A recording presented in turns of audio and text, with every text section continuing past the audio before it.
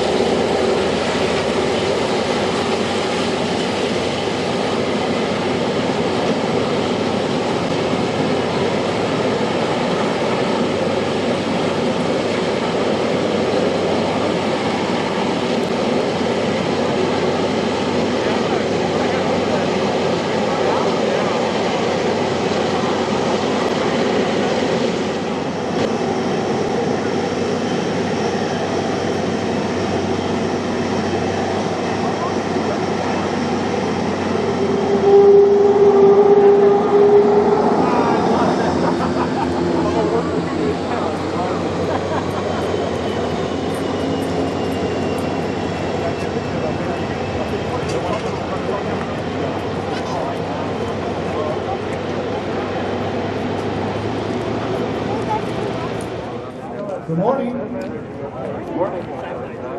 Welcome back to the Planes of Fame Air Museum. It has been a while, hasn't it? Unfortunately. But let's hope this is the point of things to come. And we are going to look at everybody here on an ongoing basis. We are planning to do these at least once a month and perhaps even 2 a month. And as it gets more and more close to normal, we're going to ramp it up. We're going to find this year back inside. We're going to do history events as well. So first off, let's start with show of hands. How many people, this is your first time ever to Planes of Fame? Well, welcome. Thank you very much for coming. This is just a sneak preview of what you're going to see from the museum here. How many members do we have? Well, thank you, especially thank you for your support, your ongoing support throughout this past year. This has been a different year for all of us, and as you can imagine, it's been so for the museum. We are still standing, we are still here, we are still strong. Anybody got any plans for Halloween weekend this year? Air show. Air show? Yeah, we're going to schedule the air show for fall. It'll be different. We've done one other fall air show back when we did the filming for Pearl Harbor, the movie in 2001. The filming wrapped so close to our normal air show date, we moved, and it was quite a success, and we're hoping to build on that and even make it even more successful this year around. It'll be fun. We'll throw some Halloween treats in as well as a couple trips. So it should be a nice air show. We're really looking forward to it.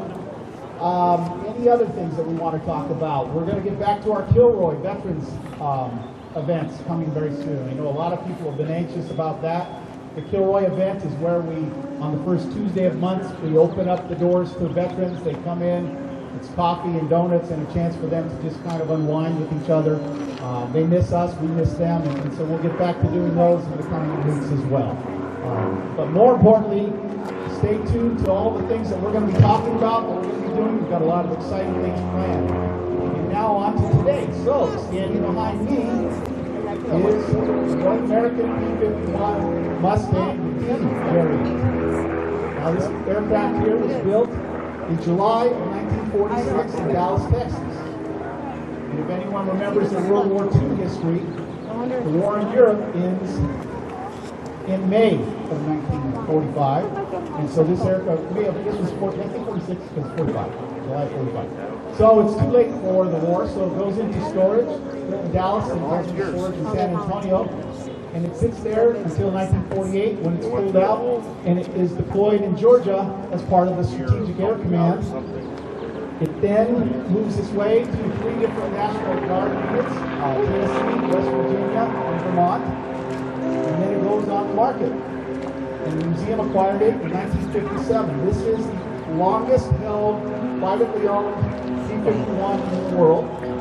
There are another P-51s left flying. They are one of the most beautiful aircraft flying, and you're going to see it in a little bit when Garren takes it up and flies it over the museum. The story of the Mustang goes all the way back to 1940. In September of '39, Germany begins its push that leads to World War II. And England, as well as other countries, declare war against Germany. And the British are realizing they need some aircraft for the inevitable fights that are going to begin happening. At the time, deliveries are just starting to happen of another aircraft, the Curtiss P-40, the Warhawk, which we have one in this hangar right here that's doing its annual, so it's all kind of torn apart, so you get to see what an aircraft looks like with its skin on. The British come to Curtiss and they say, could you build us P-40s? And Curtiss says, we're busy building them for the United States Army Air Corps. And so they go to North America, and they say, North America, they're located right on here in Southern California, in Inglewood, up where LAX is today. They say, could you guys license build for us the Curtiss P-40? And the North American people, with a sense of pride, and just the fact that they had a little bit of moxie, said, well, yeah, sure, we could build the Curtiss P-40s, but why? And we could build you a much better aircraft. And British said, we don't understand, we need it in 120 days. North America said, we can do that. And they set to work, and they developed an aircraft.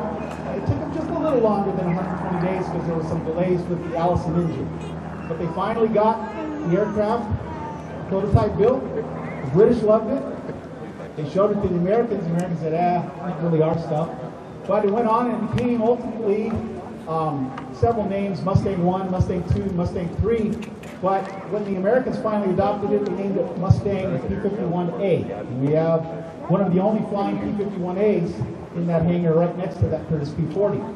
It featured an Allison engine, and it was designed to be an aircraft based on British specifications, which said it can climb to about and fight at about 15,000 feet, because that's where we envision most of the fighting to be happening, 15,000 feet.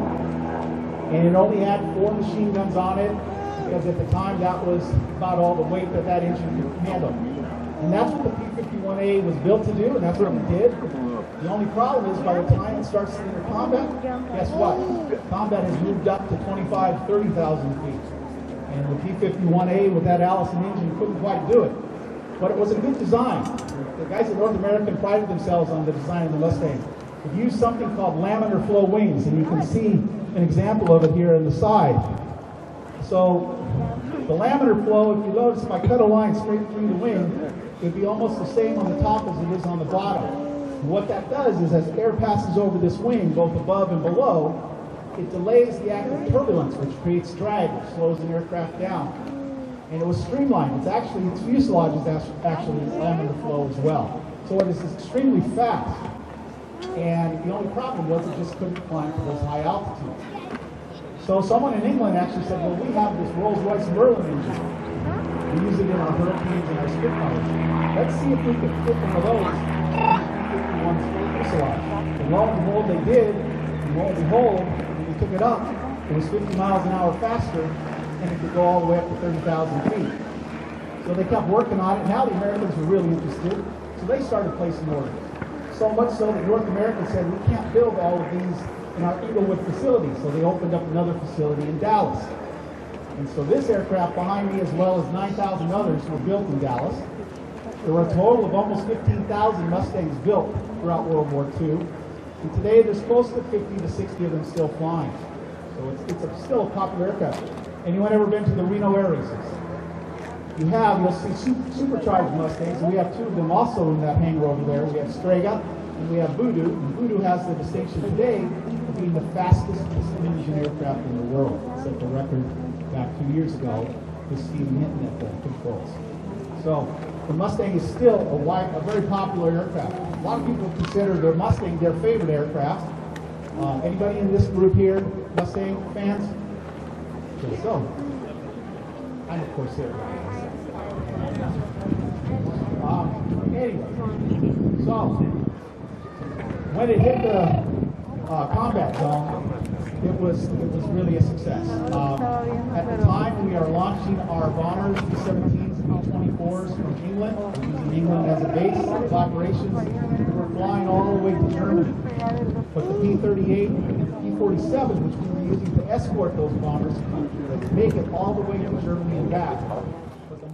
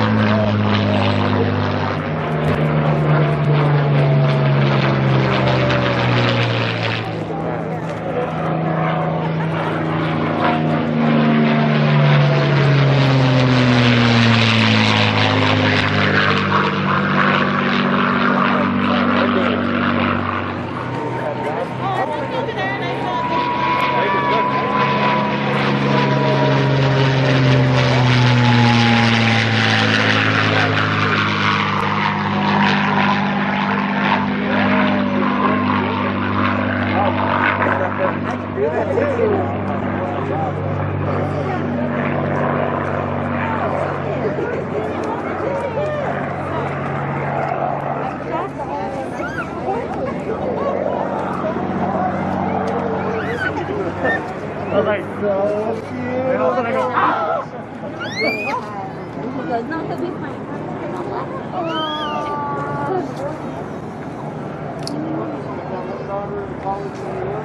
Oh.